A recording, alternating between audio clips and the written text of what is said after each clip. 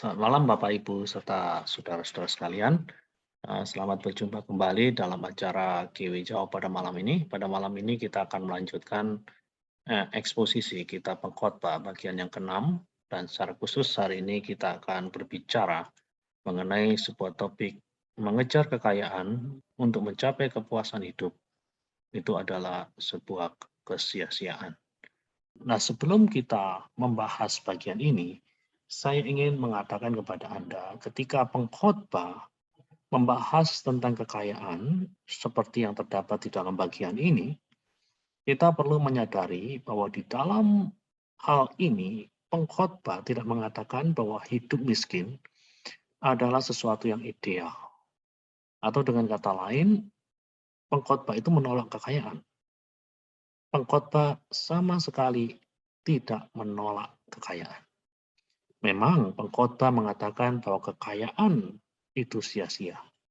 Namun bukan berarti bahwa kita harus hidup miskin. Bagaimanapun juga, pengkhotbah adalah orang yang sangat-sangat realistis di dalam memandang kehidupan ini. Dia tetap mengakui bahwa seenak-enaknya orang menjadi miskin, tetapi masih lebih enak menjadi orang kaya.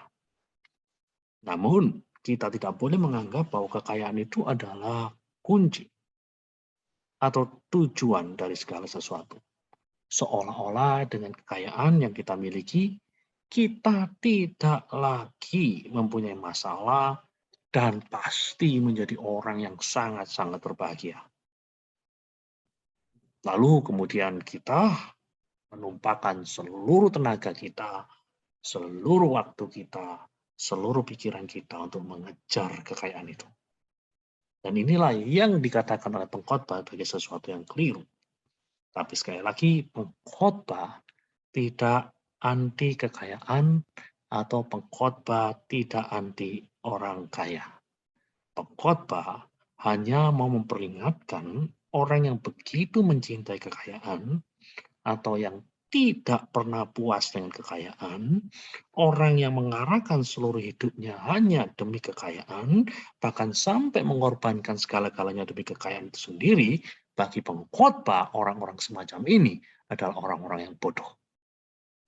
Karena orang-orang itu digambarkan oleh pengkhotbah sebagai orang yang katakanlah sedang menjaring angin. Saudara tahu apakah angin bisa dijaring? Tentu saja angin tidak bisa dijaring. Menjaring angin itu adalah sebuah kesia-siaan. Di dalam bahasa Ibrani ada istilah hevel, kesia-siaan. Kesia-siaan, hevel di dalam bahasa Ibrani. Jadi itulah pendahuluan pada malam ini ketika kita membahas mengejar kekayaan untuk mencapai kepuasan hidup adalah sia-sia. Saya akan mengajak Anda untuk membaca bagian dari kitab Pengkhotbah pasal 5 ayat 9 sampai dengan pasal 6 ayat yang ke-12. Sengaja saya ajak Anda untuk membaca ayat demi ayat, karena siapa tahu Anda tidak pernah membaca bagian ini, atau pernah membaca bagian ini dan kemudian melewatkan begitu saja tanpa mencoba untuk memahaminya. Oke, kita akan membaca Pengkhotbah pasal 5 ayat 9 sampai dengan Pengkhotbah 6 ayat 12, dan nanti kemudian kita akan bedah beberapa ayat spesifik. Oke, mari kita mulai bersama-sama. Lebih baik melihat pasal 5 ayat 9. Siapa mencintai uang tidak akan puas dengan uang. Dan siapa mencintai kekayaan tidak akan puas dengan penghasilannya. Ini pun sia-sia. Dengan bertambahnya harta, bertambah pula orang-orang yang menghabiskannya. Dan apakah keuntungan pemiliknya selain daripada melihatnya? Enak tidurnya orang yang bekerja, baik ia makan sedikit maupun banyak. Tetapi kekenyangan orang kaya sekali-kali tidak membiarkan ia tidur. Ada kemalangan yang menyedihkan kulihat di bawah matahari. Kekayaan yang disimpan oleh pemiliknya menjadi kecelakaannya sendiri. Dan kekayaan itu binasa oleh kemalangan, sehingga tak ada suatu pun padanya untuk anaknya. Sebagaimana ia keluar dari kandungan, demikian juga ia akan pergi. Telanjang seperti ia datang. Dan tak diperolehnya dari jeripayanya suatu pun yang dapat dibawa dalam tangannya. Ini pun kemalangan yang menyedihkan. Sebagaimana ia datang, demikian pun ia akan pergi. Dan apakah keuntungan orang tadi yang telah berlelah menjaring angin? Malah sepanjang umurnya ia berada dalam kegelapan dan kesedihan, mengalami banyak kesusahan, penderitaan, dan kekesalan. Lihatlah, yang kuanggap baik dan tepat ialah kalau orang makan, minum, dan bersenang-senang dalam segala usaha yang dilakukan dengan jeripaya di bawah matahari selama hidup yang pendek yang dikaruniakan Allah kepadanya. Sebab itulah bahagianya. Setiap orang yang dikaruniai Allah kekayaan dan harta benda dan kuasa untuk menikmatinya, untuk menerima bahagianya, dan untuk bersuka cita dalam jeripayanya, juga itu pun karunia Allah. Tidak sering ia mengingat umurnya, karena Allah membiarkan dia sibuk dengan kesenangan hatinya. Ada kemalangan yang telah kulihat di bawah matahari yang sangat menekan manusia. Orang yang dikaruniai Allah kekayaan, harta benda, dan kemuliaan, sehingga ia tidak kekurangan suatu pun yang diinginnya, tetapi orang itu tidak dikaruniai kuasa oleh Allah untuk menikmatinya, melainkan orang lain yang menikmatinya. Inilah kesia-siaan dan penderitaan yang baik. Jika orang memperoleh 100 anak dan hidup lama sampai mencapai umur panjang, tetapi ia tidak puas dengan kesenangan, bahkan tidak mendapat penguburan, kataku, anak gugur lebih baik daripada orang ini. Sebab anak gugur itu datang dalam kesia-siaan dan pergi dalam kegelapan. Dan namanya ditutupi kegelapan. Lagi pula ia tidak melihat matahari dan tidak mengetahui apa-apa. Ia lebih tentram daripada orang tadi. Biarpun ia hidup 2 kali 1000 tahun, kalau ia tidak menikmati kesenangan, bukankah segala sesuatu menuju satu tempat?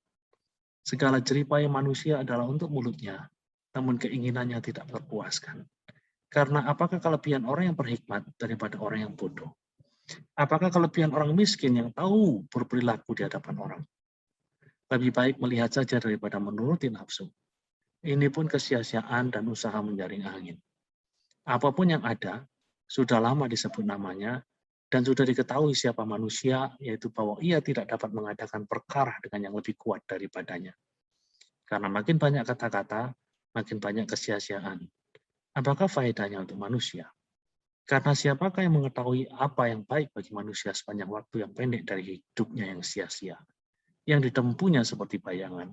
Siapakah yang dapat mengatakan pada manusia apakah yang akan terjadi di bawah matahari sesudah dia?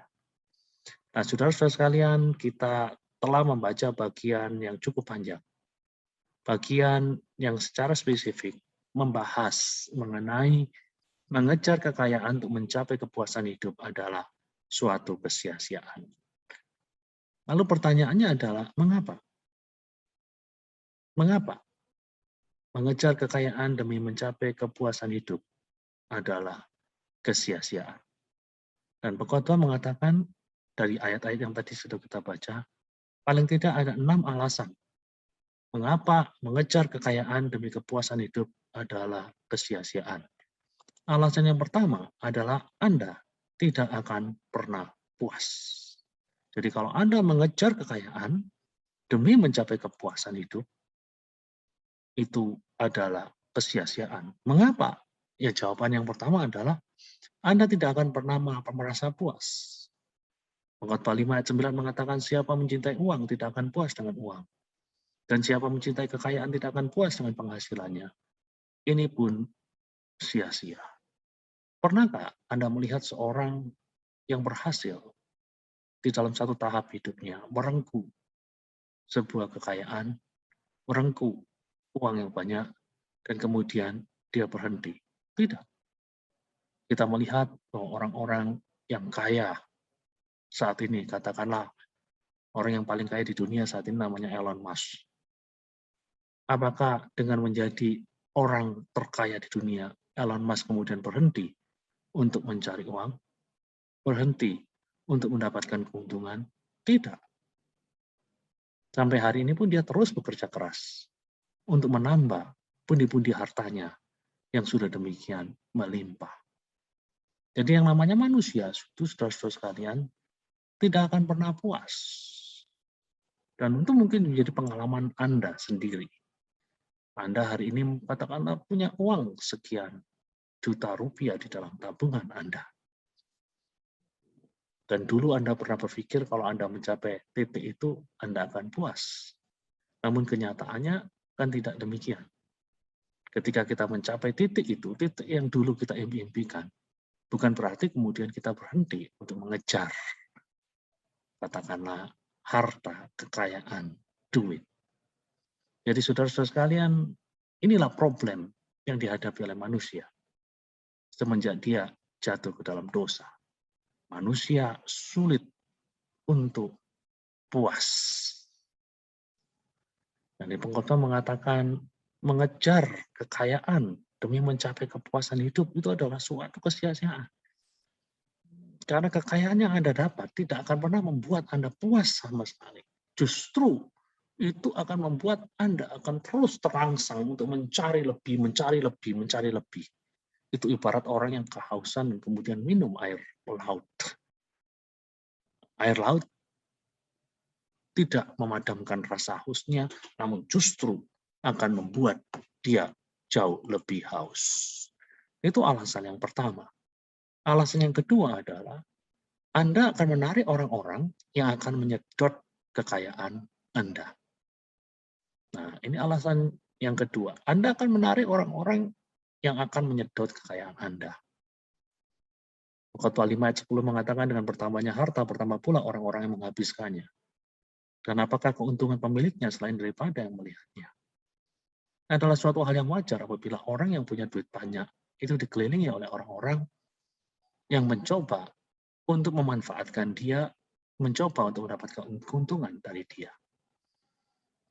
Nah, itu adalah suatu hal yang wajar. Sudah lihat orang-orang yang kaya itu dikerubungi oleh banyak orang dengan harapan bahwa orang-orang tersebut mendapatkan keuntungan. Beda dengan katakanlah dengan orang miskin. Siapa yang mau berteman dengan orang miskin? Karena dari orang miskin tidak ada keuntungan apapun secara materi yang bisa didapatkan oleh orang. Jadi pengkhotbah mengatakan semakin Anda kaya bukan berarti Anda itu nyaman. Semakin Anda kaya, nanti akan ada banyak orang yang mengikuti Anda, akan ada banyak orang yang memanfaatkan Anda. Nah, itu. Nah, pertanyaannya, apakah ini suatu keuntungan bagi Anda? Nah, tentu saja tidak. Nah, itulah alasan yang kedua. Kenapa? Mengejar kekayaan demi kepuasan hidup itu adalah sebuah kesia-siaan, sesuatu yang meaningless. Karena dengan bertambahnya kekayaan Anda, bertambah pula orang-orang yang akan ada di sekeliling Anda, dan orang-orang itulah yang akan menyedot kekayaan Anda. Orang-orang itulah yang akan menghisap kekayaan Anda, ibarat lintah. Nah, kemudian yang ketiga, Anda akan mengalami kesulitan tidur. Nah, itu loh. Pengkhotbah 5 ayat 11 mengatakan, enak tidurnya orang bekerja, baik ia makan sedikit maupun banyak. Tetapi kekenyangan orang kaya sekali-kali tidak membiarkan dia tidur. Nah, saudara-saudara sekalian, pengkhotbah mengatakan orang yang bekerja capek, ya sepanjang hari dia bekerja membanding tulang capek, itu enak tidurnya. Nah, itu. Tapi dikatakan orang kaya yang kenyang itu belum tentu bisa tidur nyenyak. Karena bisa jadi dia akan memikir, dia pikirannya jalan terus. Jalan terus dalam pengertian apa? Jalan terus dalam pengertian dia berpikir dengan cara bagaimana lagi dia bisa menambah kekayaannya. Atau dia khawatir kalau ada sesuatu terjadi dan itu membuat kekayaannya kemudian berkurang. Nah, di sini pengkhotbah mengatakan dengan bertambahnya kaya seseorang bukan berarti semakin nyenyak tidurnya. Belum tentu. Malahan yang kerap kali terjadi adalah dengan semakin bertambah kayanya seseorang, orang tersebut tambah cemas, tambah khawatir. Dan ini yang mengganggu tidurnya. Pernah suatu waktu saya diundang oleh seorang teman ke Hong Kong, seorang teman yang sangat kaya. Dan di sebuah rumah makan dia mengajak saya makan dan kemudian waktu itu baru saja terjadi apa yang disebut dengan global financial crisis, yaitu krisis finansial global sekitar tahun 2008-2009. Dan dia mengatakan bahwa di dalam satu hari ya, dia kehilangan uang sekian puluh juta dolar kalau tidak salah. Dan dia mengajak saya berbicara dan minta nasihat saya bagaimana menghadapi kenyataan semacam ini. Karena dia sulit tidur. Padahal dia punya perusahaan yang cukup banyak. Salah satu perusahaannya di Cina saja, satu perusahaan itu tenaga kerjanya itu puluhan ribu. Nah, saudara-saudara sekalian ini lihat. Dan kemudian saya bertanya kepada dia, apakah Bapak punya hutang? Dia mengatakan tidak. Nah, kenapa Bapak susah tidur kalau Bapak tidak punya hutang? Nah, saudara-saudara sekalian, ini sesuatu yang real di dalam kehidupan kita sehari-hari. Bahkan yang kerap kali saya sitir di dalam khotbah saya, pernah terjadi suatu waktu Kaisar Agustus yang disebut sebagai kaisar yang boleh dikatakan kaisar yang sangat sukses, punya kekayaan, punya kekuasaan, namun susah tidur. Dan suatu waktu dia mendengar ada seorang pedagang yang hampir bangkrut. Bisa tidur dengan nyenyak di kasurnya yang jelek. Dan Kaisar Agustus berpikir bahwa kasur itulah yang bisa membuat dirinya, membuat orang itu, orang yang hampir bangkrut itu bisa tidur dengan nyenyak. Dan kemudian dia minta pada bawahannya untuk membeli kasur dari pedagang yang hampir bangkrut itu. Karena dia ingin tidur nyenyak. Namun kenyataannya apa? Sesudah dia mendapatkan kasur itu, ia tetap tidak bisa tidur nyenyak. Nah, saudara-saudara sekalian, ini menggarisbawahi apa yang dikatakan oleh pengkhotbah. Kekayaan bukan menjadi jaminan bahwa kehidupan kita akan nyaman. Kekayaan bukan menjadi jaminan bahwa kehidupan kita akan tentram. Nah, itu hal yang ketiga. Kemudian kita melihat sekarang hal yang keempat. Hal yang keempat, Anda akan berisiko mencelakai diri Anda sendiri. Ini dikatakan oleh pengkhotbah. Ada kemalangan yang menyedihkan kulihat di bawah matahari. Kekayaan yang disimpan oleh pemiliknya menjadi kecelakaannya sendiri. Nah, semakin seseorang itu menjadi kaya, nah, semakin tinggi resiko dari yang bersangkutan untuk mengalami tindak kejahatan. Kalau seorang tersebut tidak punya apa-apa, katakanlah tinggal di sebuah gubuk yang jelek, tidak ada isi apa-apa di sana, tidak ada brankas, tidak ada emas, tidak ada dolar di sana. Tentu tidak ada, katakanlah, orang jahat atau penjahat yang akan melirik pondok atau gubuk dari orang miskin tersebut. Jadi kalau katakanlah seseorang mendengar bahwa ada seorang kaya di dalam rumahnya tersimpan sebuah brankas, dan di dalam brankas itu ada permata yang nilainya puluhan juta dolar, dan kemudian ada harta lain yang disimpan di sana. Ya tentu berita-berita semacam ini memancing, punya potensi untuk mendatangkan kejahatan. Para penjahat, para perampok tentu akan melirik rumah yang punya harta berlimpah itu. Jadi pengkhotbah ini sangat realistis sekali. Dengan bertambahnya kekayaan yang Anda miliki, bertambah pula resiko Anda untuk mencelakai diri Anda sendiri. Nah, itu hal yang keempat. Jadi pengkhotbah memperingatkan kita. Boleh-boleh saja Anda mengejar kekayaan, tapi ketahuilah risiko-risiko yang Anda akan hadapi. Ya, itu. Kemudian yang kelima, Anda tidak akan benar benar Anda tidak akan pernah benar-benar merasa aman. Pengkhotbah 5 ayat 13 mengatakan, dan kekayaan itu binasa oleh kemalangan, sehingga tak ada suatu pun padanya untuk anaknya.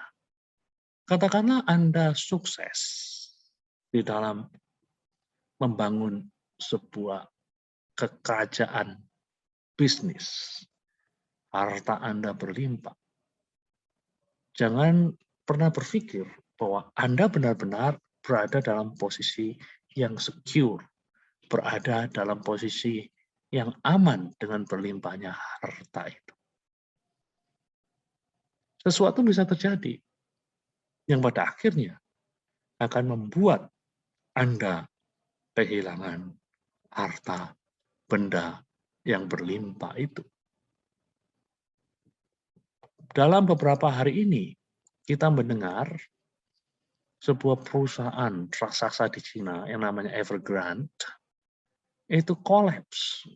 Ini adalah perusahaan raksasa yang punya, katakanlah punya nilai miliaran dolar.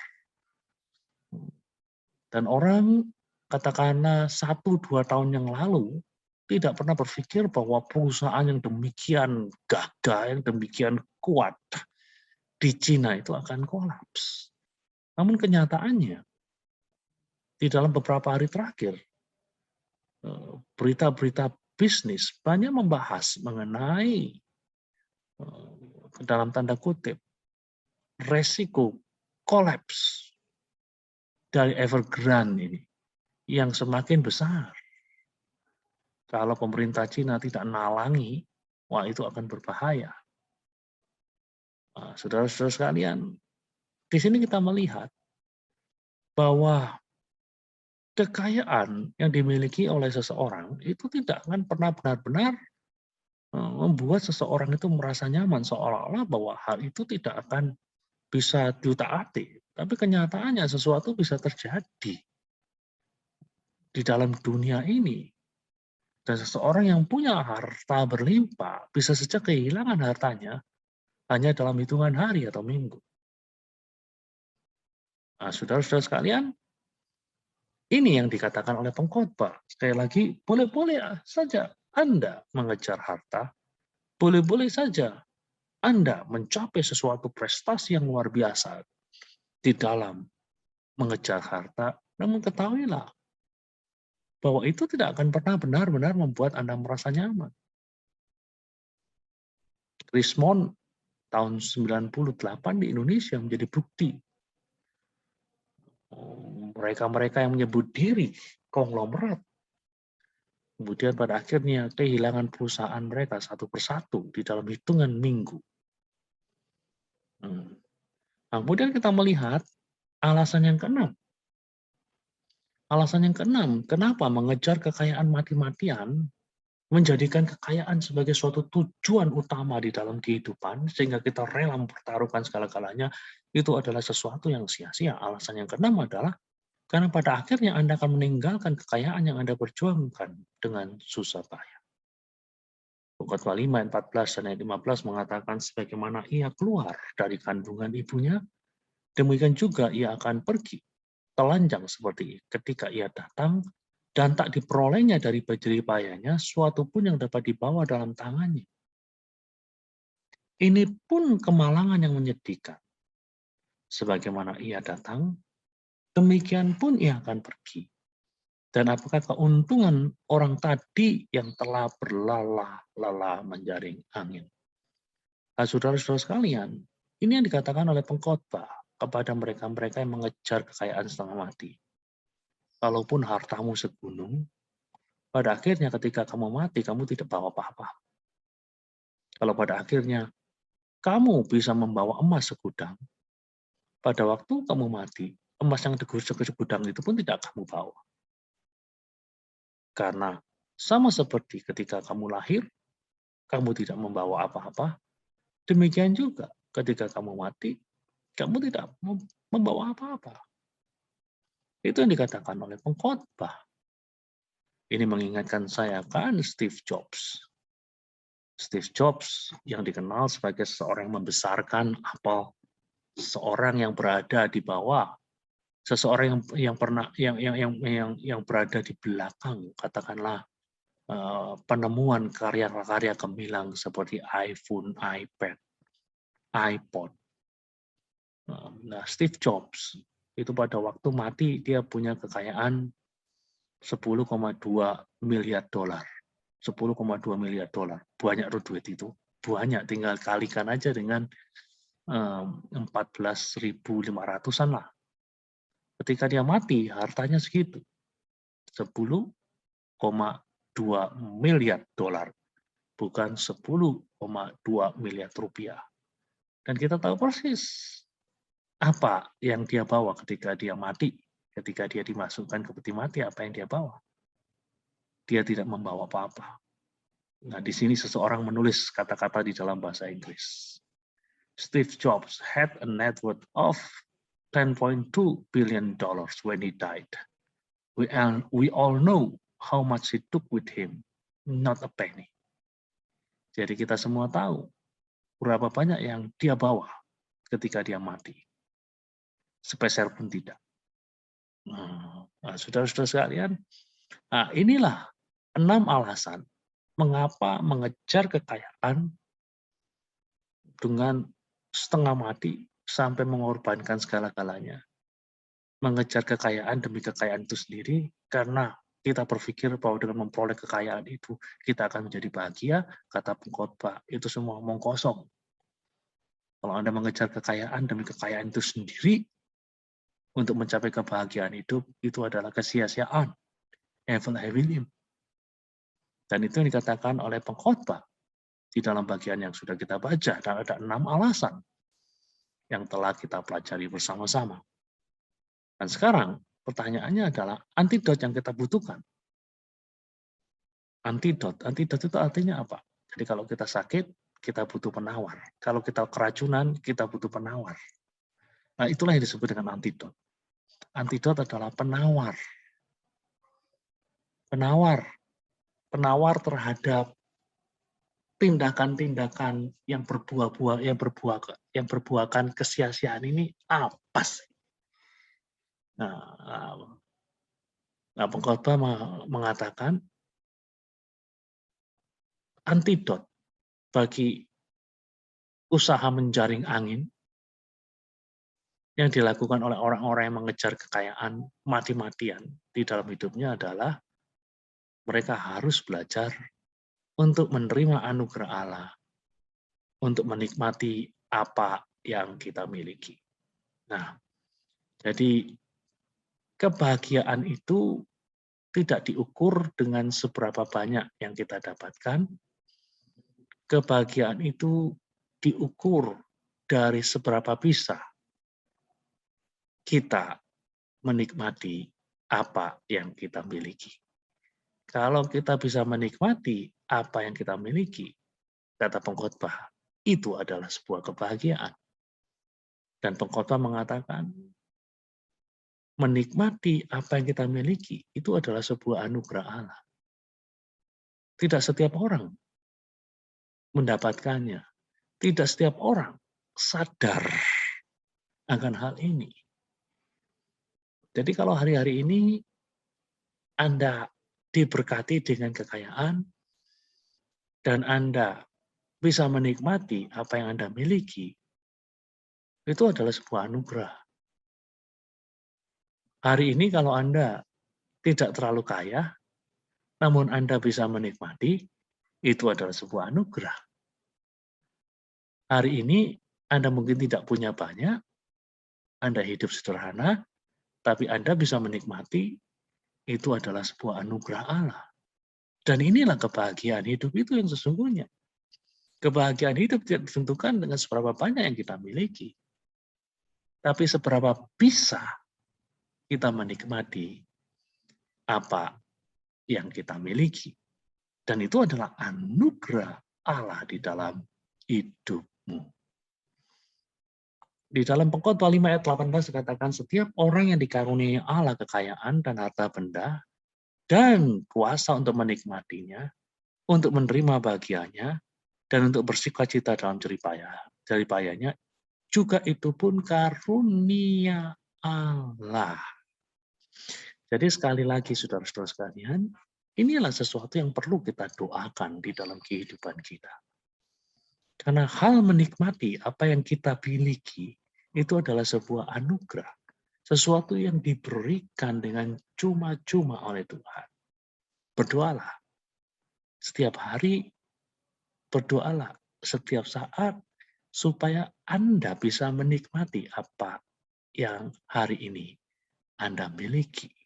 Dengan berkata begini bukan berarti kemudian kita gampang berpuas diri. Enggak. Kita terus berusaha untuk memajukan apa yang harus dimajukan. Namun pada saat yang sama, kita juga bisa menikmati apa yang sudah ada di tangan kita. Nah, saudara-saudara sekalian, ini sesuatu yang sangat penting sekali bagi orang percaya. Rasul Paulus di dalam surat Filipi pernah mengatakan, aku tahu apa itu kelimpahan, aku tahu apa itu kekurangan. Aku tahu apa itu kelimpahan, aku tahu apa itu kekurangan. Segala perkara dapat kutanggung di dalam Dia yang memberi kekuatan kepadaku. Jadi saudara-saudara sekalian, apa yang dikatakan oleh Rasul Paulus di sini mencerminkan diri dari Rasul Paulus sebagai pribadi yang bisa menikmati apapun yang dia miliki.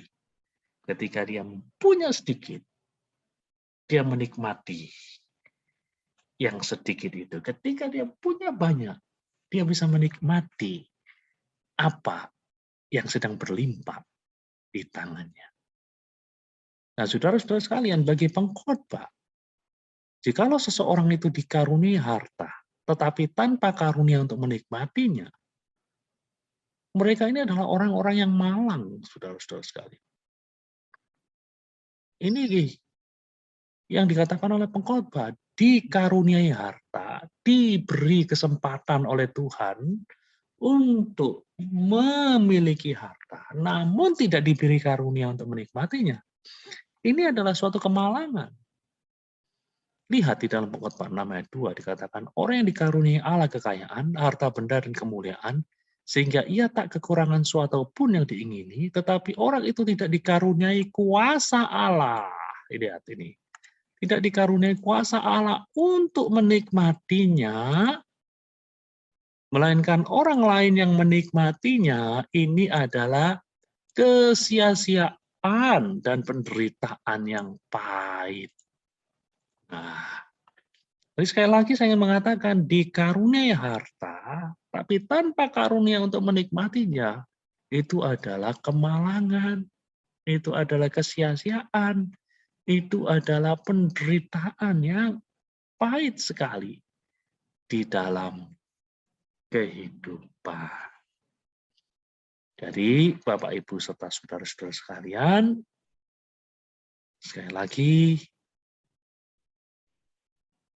berdoalah agar Anda diberi karunia untuk menikmati apa yang ada. Di dalam khotbah-khotbah saya kerap kali menggunakan ilustrasi semacam ini. Di dalam pepatah Cina ada 4 jenis manusia. Manusia yang punya, katakanlah, tulang raja, badan pengemis. Ada yang punya tulang raja, badan raja, ada yang punya badan pengemis, tulang raja, ada yang punya badan pengemis, namun tulang pengemis. Artinya apa ini? Mereka yang dikatakan punya badan raja, punya tulang raja, itu adalah mereka yang di dalam hidupnya dikaruniai kelimpahan. Dia punya badan raja, dikaruniai kelimpahan di dalam hidupnya, dan juga punya tulang raja. Tulang raja maksudnya Dia bukan saja diberi kelimpahan di dalam hidupnya, namun juga dikaruniai Allah kemampuan untuk menikmati kelimpahannya. Betul-betul kaya lahir dan batin gitu. Tapi ada juga orang-orang yang punya badan raja tapi tulangnya pengemis. Dari luar kelihatannya dia memiliki kelimpahan hidup yang luar biasa. Namun dia tidak bisa menikmati. Tidak bisa menikmati kelimpahan hidup itu. Mungkin oleh karena penyakit. Katakanlah dia bisa, katakanlah dengan uang yang dia miliki, dia bisa makan apa saja. Namun oleh karena penyakitnya, dia tidak boleh makan apa-apa. Pernah suatu waktu ada seorang yang sangat kaya di Amerika namanya John D. Rockefeller. Salah satu orang terkaya yang pernah hidup di dunia ini. Suatu waktu di dalam hidupnya dia pernah menderita suatu penyakit yang namanya alopecia. Dan dokter mengatakan bahwa dia tidak boleh makan apa-apa kecuali sereal dan susu. Padahal dengan uang yang berlimpah, dia bisa beli makanan apa saja, bahkan makanan dari ujung benua yang lain, dia bisa beli. Tetapi dia tidak memiliki karunia untuk menikmatinya. Karena dia terkena penyakit di dalam tubuhnya. Ini yang disebut dengan badan raja, tulang pengemis.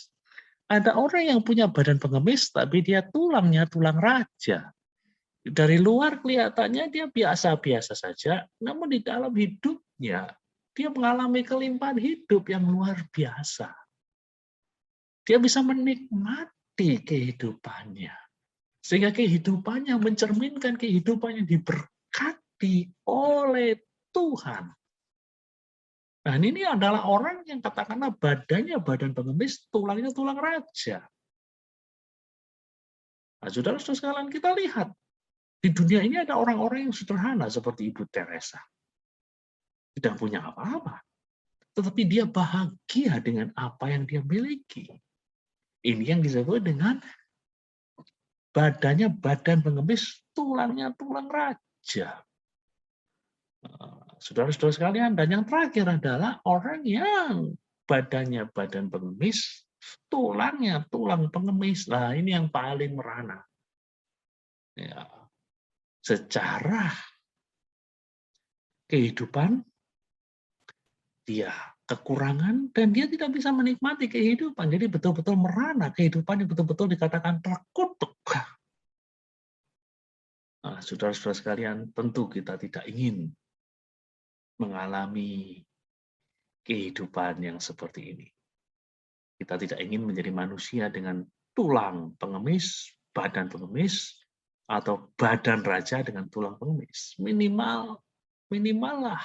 Kalaupun badan kita badan pengemis, tulangnya tulang raja minimal. Tapi puji Tuhan kalau kita bisa menjadi manusia yang dikatakan di dalam pepatah Cina, badannya badan raja, tulangnya tulang pengemis. Ini yang disebut oleh pengkhotbah, seseorang yang diberi harta dan memiliki kesanggupan untuk menikmati harta benda tersebut. Jadi sekali lagi saudara-saudara sekalian, inilah yang bisa kita pelajari dari perikop yang agak panjang ini. Dan mengejar kekayaan untuk mencapai kepuasan hidup, itu adalah sebuah kesia-siaan. Kalau Tuhan tidak dilibatkan. Kalau firman Tuhan yang mendasarinya tidak diikuti, maka semuanya akan menjadi sia-sia. Hevel, kata penulis pengkhotbah. Kiranya Tuhan memberkati kita semua.